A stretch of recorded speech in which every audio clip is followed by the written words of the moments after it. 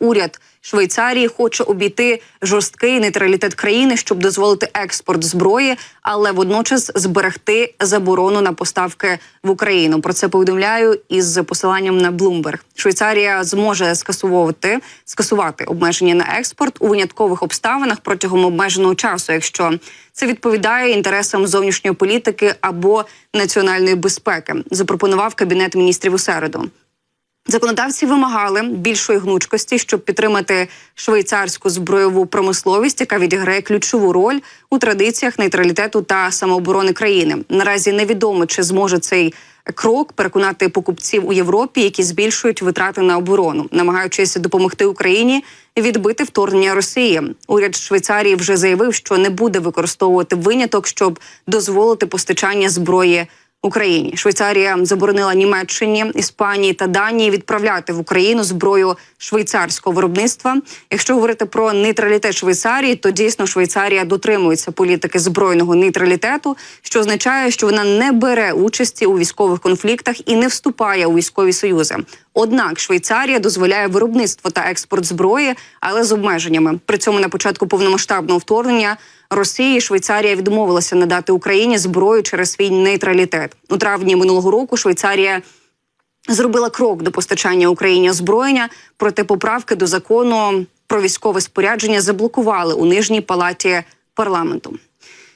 І далі про те, чи дійсно в адміністрації Байдена очікують, що Україна та Росія через кілька місяців можуть піти на переговори. Інтерв'ю російського терориста Путіна китайському агентству та підсумки візиту держсекретаря Сполучених Штатів Америки. І також про замах на Роберта Фіцо. Про це поговоримо з Ігорем Рейтеровичем, політологом, якого долучаємо вже до прямого ефіру. Пане Ігоре, я вас вітаю, рада бачити і слава Україні. Героям слава, вітаю. Пане Ігоре, розпочнемо з того, що акаунт прем'єра Словаччини Роберта Фіца офіційно повідомив про замах на посадовця, і в пості стверджується, що той перебуває в небезпечному для життя стані. Про це писала «Європейська правда», і дійсно ось допис на офіційній сторінці. Скажіть, будь ласка, на вашу думку, якими можуть бути мотиви цього замаху, і, звісно, що відомо станом на зараз?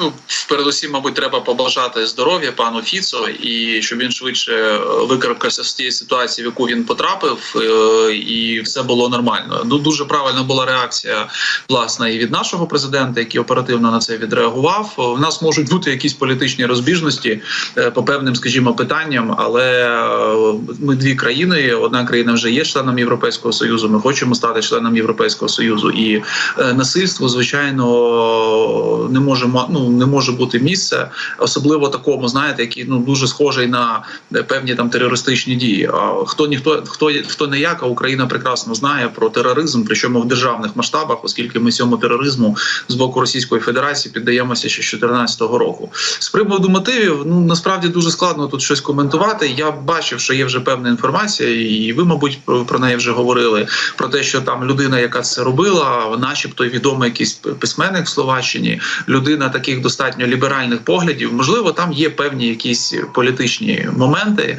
і він вирішив таким чином висловити там свій протест, або вважає там Фіцо поганим прем'єр-міністром для Словаччини, але в будь-якому випадку вдаватися до таких дій – це абсолютно неправильна ситуація. І вона не може виправити якісь там проблеми, або правильно привернути увагу, наприклад, до якихось проблем, які там є.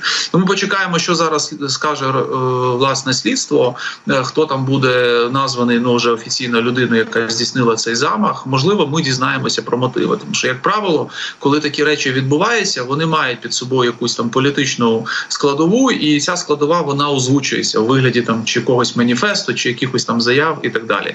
Тому з великою ймовірністю ми про це дізнаємося, от коли вже там офіційно назвуть прізвище людини, яка цей замах здійснила, тоді, можливо, стане відомо, чому він це зробив і яка в нього взагалі була мета. Мета, зрозуміло, вбити, але тут питання питання в тому, що він хотів цим спровокувати, власне, що все за собою могло потягнути. Тому що треба розуміти, що такі дії індивідуально-терористичного характеру, вони ніколи не призводять до якихось результатів, вони не міняють там щось, що відбувається в країні, а навпаки надають більшої легітимності, значить, тим людям, які якраз піддаються таким замахам, тому що до них починають якби більш уважніше прислухатися, їх починають там більше підтримувати і так далі.